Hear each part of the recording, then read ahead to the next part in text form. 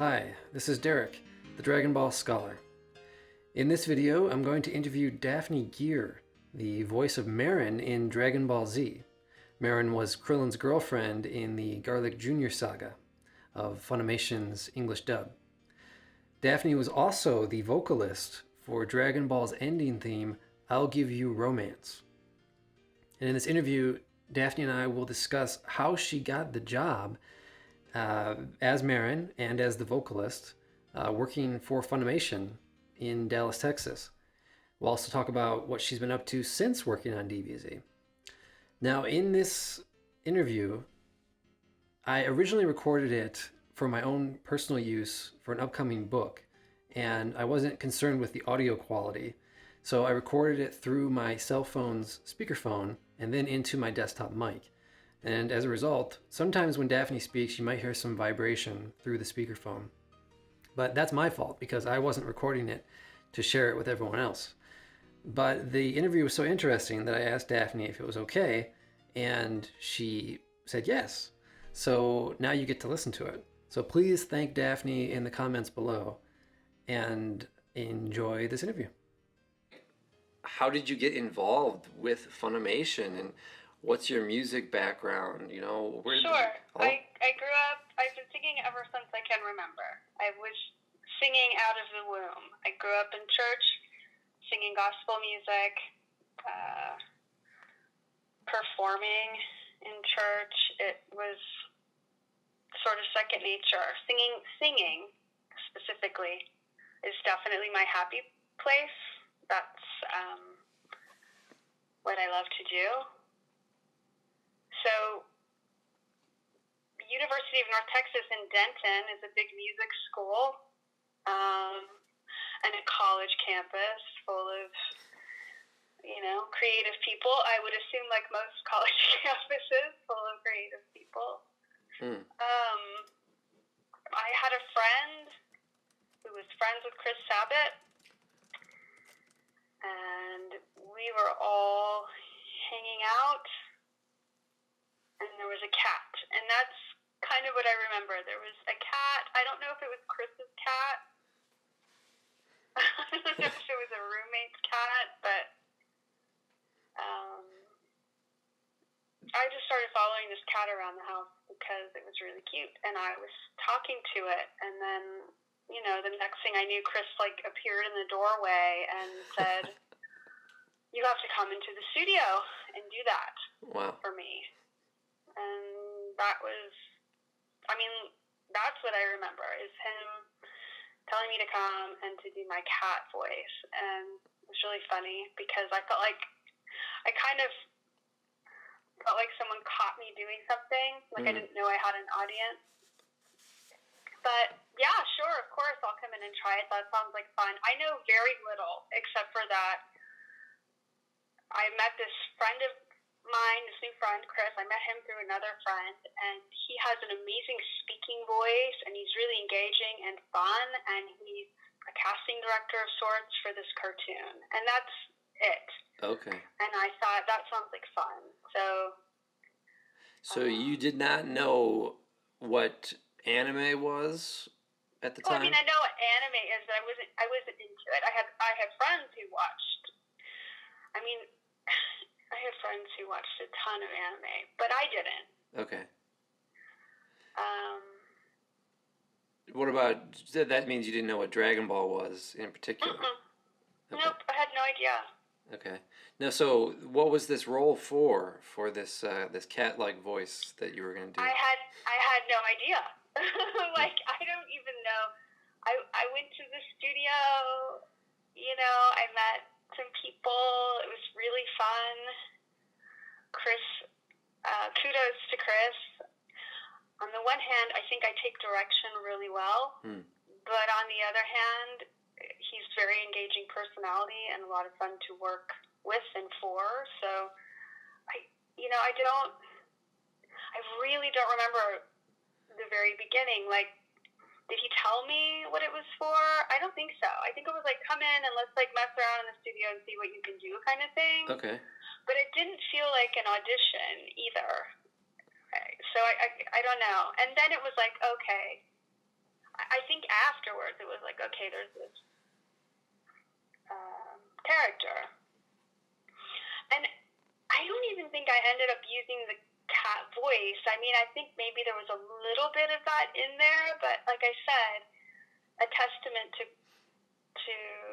Chris being able to get what he wants out of actors. I think that it had 15% of the cat voice, and the rest is just like, what's your best, ditzy blonde, and let's do an amalgam of those and see what we can come up with. Okay, that's funny. That's really cool though, how it just happenstance like that, because you weren't even trying to become a voice actress. No, what a great gig. I mean, super fun, like I said, definitely utilizing certain talent, and then, of course, a complete fish out of water in other ways. Like, it's not just that you're voicing a character, what goes before the horse or the carriage. Like, this has already been done. So you're also looking at a cartoon, you're looking at the character, you're looking at tape, and I think it was tape, to be fair, at the time.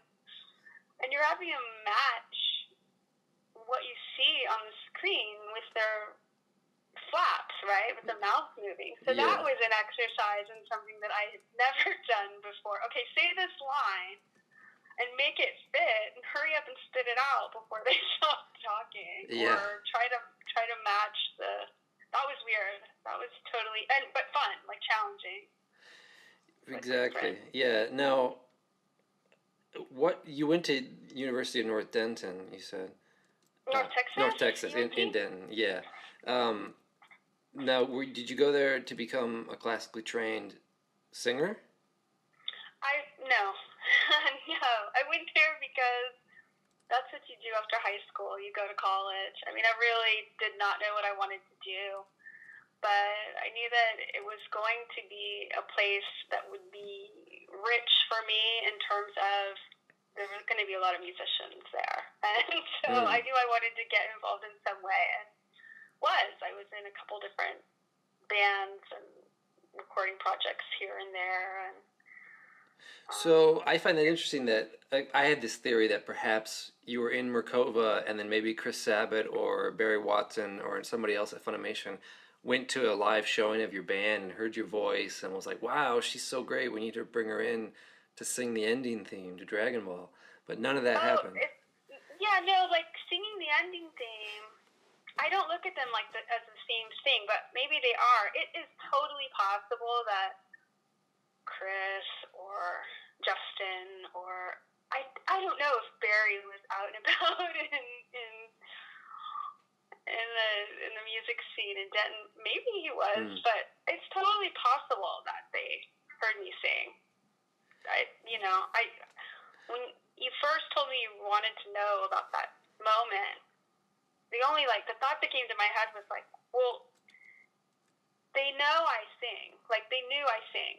So they knew that. I don't know if that was my doing or their doing or do you know what I mean? I don't know. It was no secret that Daphne loved to sing. Okay. So there you go.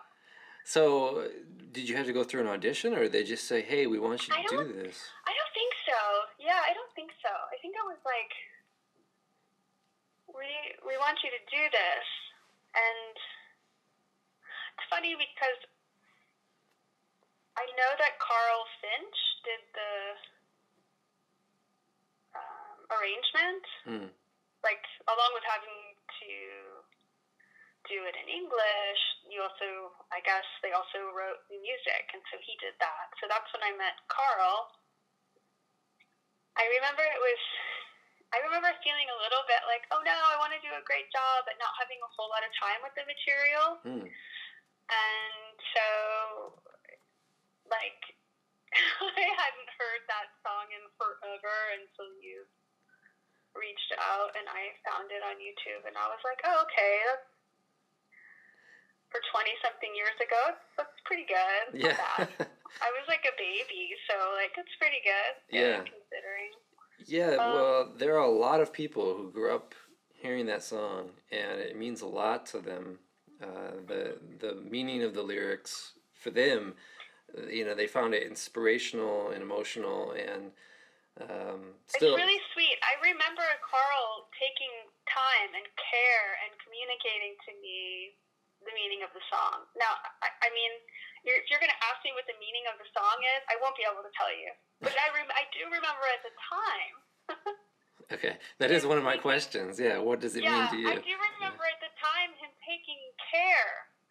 Like, it occurred to me that this was something that was very thoughtful. Something that someone really wanted to get right. So... that's good to know. Yeah, I made sure to communicate the words so they were, audible, that you could hear them, and to really take my time with the song when I was singing it. I just also remember that feeling as a vocalist and being a perfectionist, and being like, oh, I wish I could have practiced this longer and hit this note better, and that kind of thing. Yeah, I think that's the case for every artist with everything they do, Yeah. Now, what was... You say you didn't have much time. What was the production schedule like? Do you recall, like, they said, okay, hey, we got this thing, and we need you to do it this weekend, or, like... Yeah, it was like that. Okay. I'm like 99% positive it was like that, because I remember feeling a little bit rushed, like, oh, so, Okay. I remember that, so it had to have been in some way, shape, or form. Whereas I will say that, for example... After meeting Carl and learning that he was also working with FUNimation here and there, I got a role in Fruits Basket, which I remember I did have to audition for. And then they asked me to. I didn't have to audition to sing. They always asked me to sing. I wish they had asked me to sing more, right? Yeah, of course. But then they asked me to sing the Blue Gender thing, and that we took more time with. Like, I remember having either a full day in the studio with Carl, or like a week of working on it. Like, it was longer because I have a more sort of peaceful feeling about that. So. I see. You didn't feel as rushed to do that one. Right. Yeah. Okay.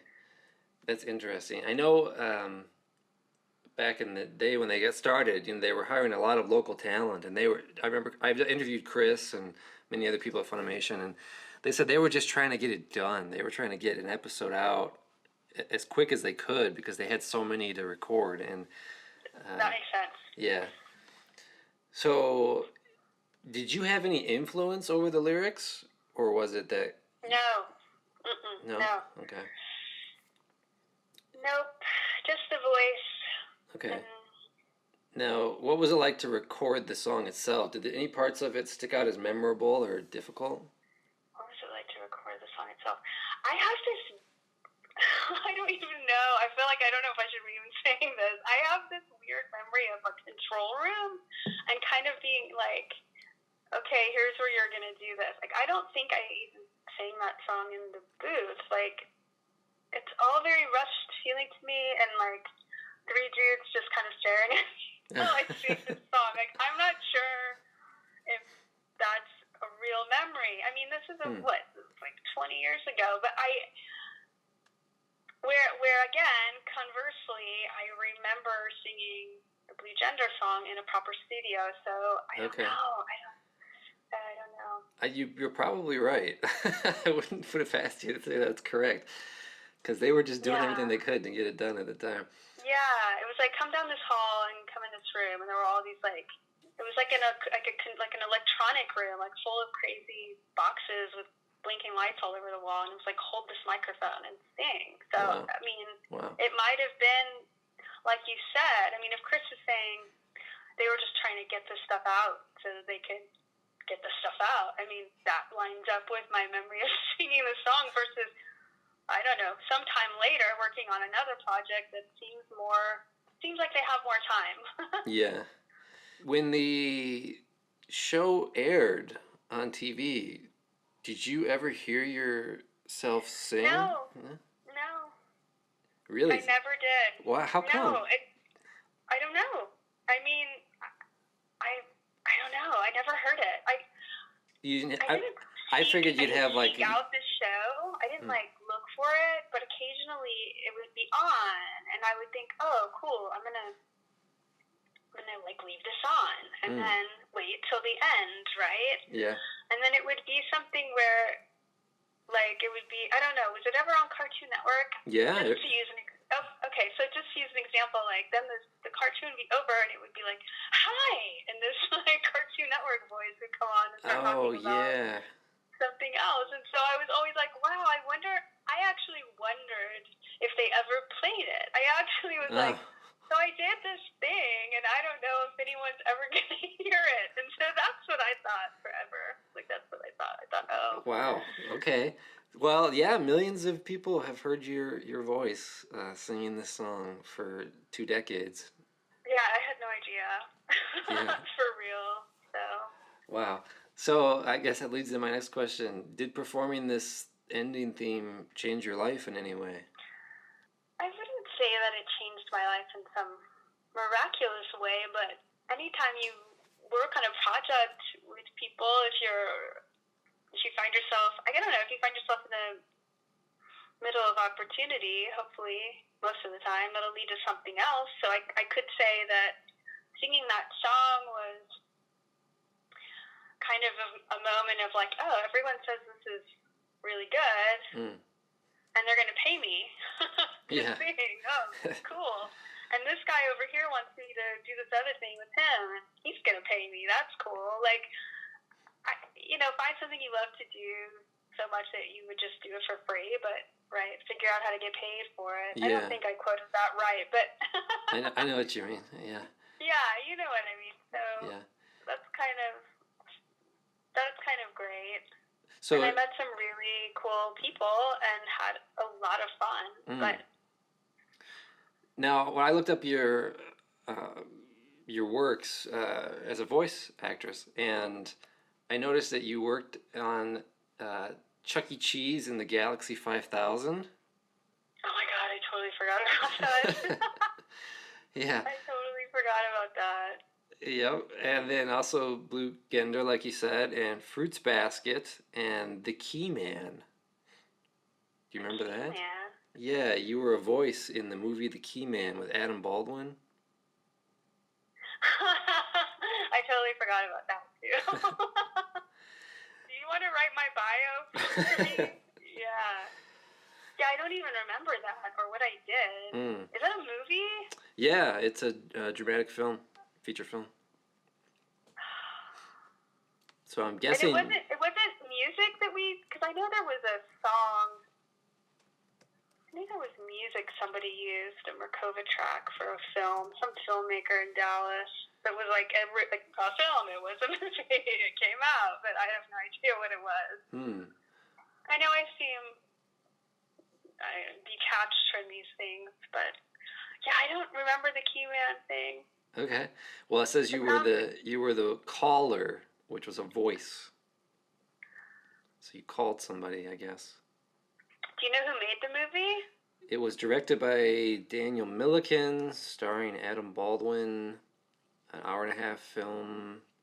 Let's see. Wow, I totally forgot I did that. Now I'm having like these really random memories. Yeah. Of meeting with this guy in an office in Dallas. Oh my God, it's so weird. It was made. Production company was Serendipitous Films, and it was filmed in Dallas, Texas. It's also known as Finding Redemption. Came out in November 2001. Wow. Yeah. Well, it's, okay. If you remember anything, it's irrelevant to my book, but I just think it's interesting. If you want to fill me in, you can at some point. No, I really don't remember. It's okay. Maybe I'll look for the movie, and then if I can find the movie, maybe I'll listen for my voice, and maybe then I'll remember. But seriously, I have no memory of that. Okay. It's kind of weird. Yeah, that is weird, isn't it? It's funny how the mind works. But yeah, it says you did play Chuck E. Cheese in that movie, and Chris Sabat was a talking dinosaur. So you guys played a lot of characters there. So what I wanted to get at was you had this voice acting career, but it was from happenstance, and so I want to know: did you continue voice acting, as the years went on, or was this sort of a temporary period of your life? Yeah, I continued singing and did work professionally here and there in terms of commercial work, like on commercials, jingles, corporate things. After moving to New York, I worked with a couple different studios and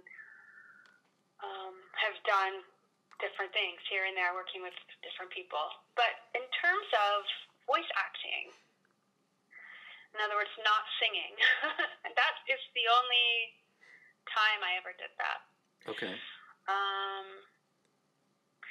Yeah, it's not that I didn't want to or I wouldn't have done it. It's just that the singing is kind of where I landed and what I was asked to do. Sure. So. And New York is not a big animation production hub, like LA and Dallas have now become. I think I heard that. Yeah, because I do remember moving there and a friend of a friend of a friend and being like, go to this office and talk to these people. I did have one audition in New York City for a cartoon that was going to be on the Cartoon Network. Or wait, maybe it was going to be on MTV. Anyway, it was a horrible audition. Oh. It was awful. I mean, it was just like I walked out of the building going, that sucked. and it did, and I never heard from them again. Oh, but that's a bummer. Like, whatever. Yeah. No, I mean, it was fine. It was like, okay. Again, like, kind of like you said, I mean, you want to do this cartoon? Okay. Yeah. So, yeah, whatever. Okay, so let's get to some fan questions here. Do you have any more details about what the story was behind playing Krillin's girlfriend, Maron, or any anecdotes about it? Because she was in several episodes, what they called the Garlic Jr. saga. Where, I remember that. Yeah. I remember hearing the Garlic Jr. Yeah, and Maron was wearing this like sexy bikini for like almost every episode. Yeah, she's wearing like nothing the whole time. Yeah. So one fan wanted to know how did you feel about playing this character like in a children's cartoon that was like ultra sexified? Well, it's funny because I was a kid. I think I was 21 when I did this. So on the one hand, it was really fun, and it's the first time I'd ever done anything. On the other hand, it was like, whoa, wait a minute.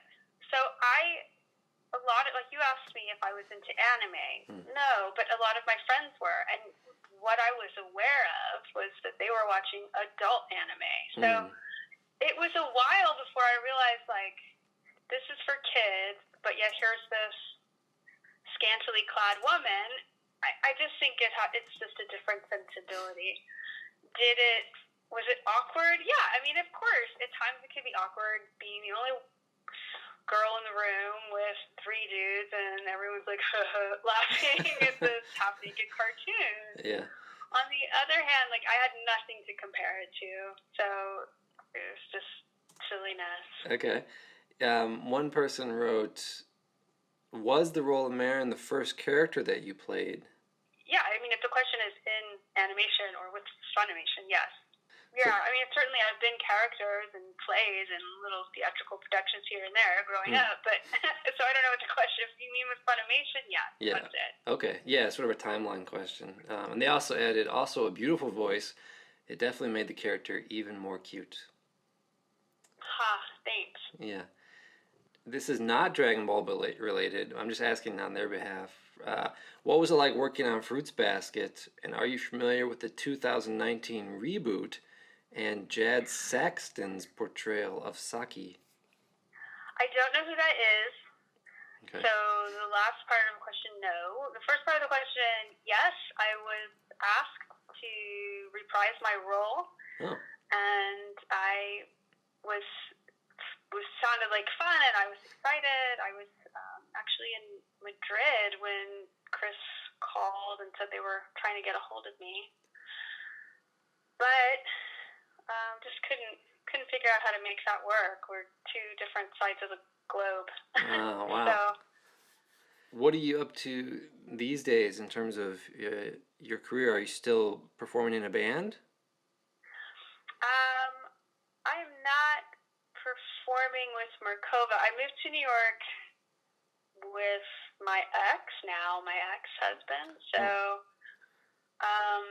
but I am currently still always working on music. I have a bedroom project of my own, and let's see. Obviously, this year has been totally weird. So, Yeah. Right.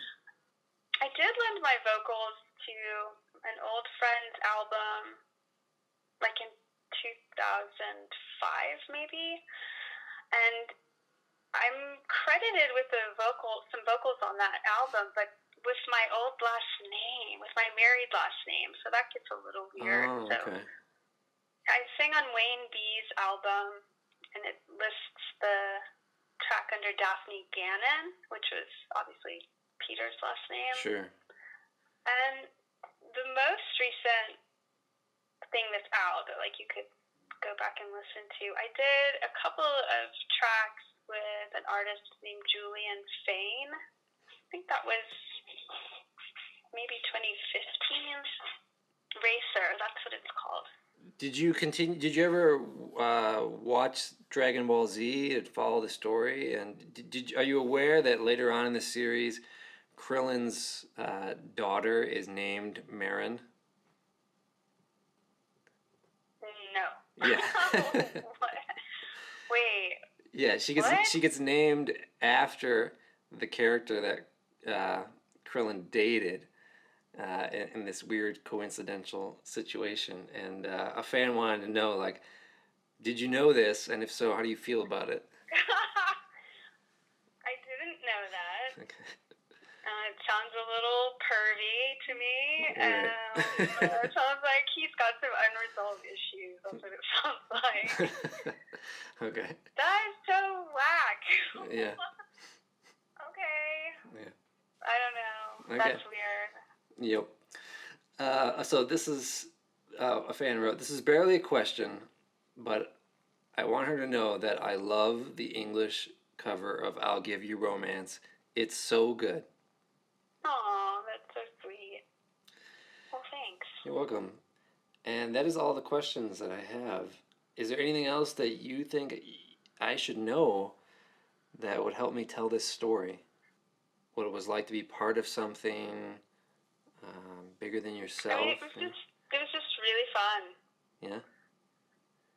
I'm sorry, I wish I had more to give you.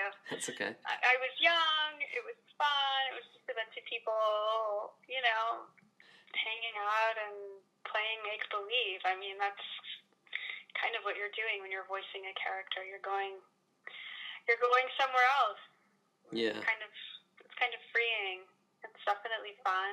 Sometimes it can be hard, but it was just fun to be a part of it. Well, that is it then. Thank you very much for your time. And these were great anecdotes that you shared with me, and entertaining Yeah, I hope to listen to. I hope you have something to work with. If I think of something amazing, I'll text you. But Okay, cool. Well, if it helps you, I have interviewed Chris Sabat, Sean Schemmel, everybody who works at FUNimation, all the other voice actors, and including I'm sure. voice actors in Japan and Spain and Brazil. And Oh, I bet that was fun. yeah, it was cool. It's really neat because it's an international series. It's the biggest in the world, and so wherever Dragon Ball goes, it's a success, and people have their whole career centered around it, and it also changes lives. And I've interviewed hundreds of fans who've just been inspired by the series, and including the work that you did on the ending theme. You might not know this, but in Japan, the voice of Bulma, who one of the main characters in the show, she passed away in 2017 suddenly. While she was driving, she had a problem with her heart, and then when her funeral was held, they played "I'll Give You Romance" at the funeral to welcome all of the guests, because this ending theme is associated with Bulma and her character.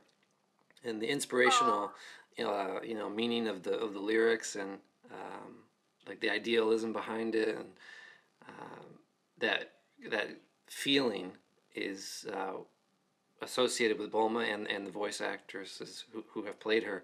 And so it was a really emotional thing for a lot of people in Japan and in America and around the world. And so you played a role in that. I think you've made a difference.